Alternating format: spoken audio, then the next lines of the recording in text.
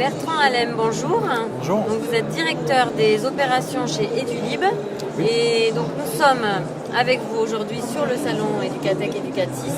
Et vous allez nous présenter un petit peu qui est Edulib et ce que vous faites. Tout à fait. En fait, Edulib est une co-entreprise entre les éditions Magnard et Belin. Et on a construit l'année dernière, on a monté une plateforme de distribution qui vient se poser aux côtés des plateformes historiques que sont KN et CNS pour distribuer les produits Magnard, Hubert, de la Grave Belin, essentiellement des manuels numériques scolaires. Donc ça, c'est notre première casquette, on va dire, de distributeur de ressources numériques scolaires. Et puis on est aussi opérateur technologique, c'est-à-dire que ces manuels numériques sont lisibles via une application de lecture.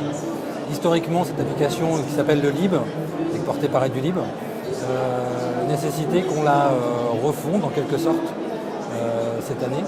Et donc on a aussi un rôle d'opérateur technologique pour proposer une nouvelle solution de lecture de manuels numériques scolaires.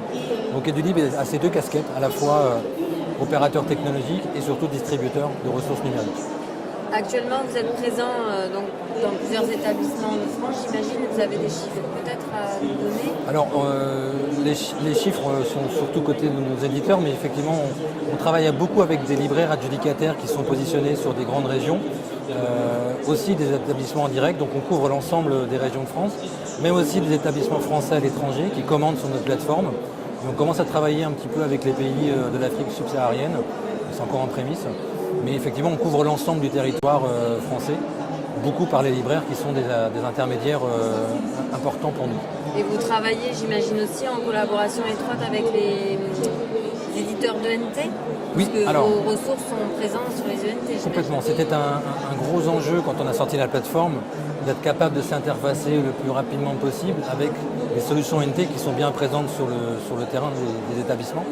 Donc c'est un travail qu'on a fait, un travail de longue haleine, mais qu'on a fait depuis 1 an et demi, qui fait qu'aujourd'hui on est capable d'adresser à peu près 80% des ENT qui sont sur le territoire français et de proposer donc un connecteur qui permet aux établissements, enfin aux enseignants et élèves à l'intérieur de l'établissement, de pouvoir accéder aux ressources qui ont été acquises par cet établissement directement via l'ENT.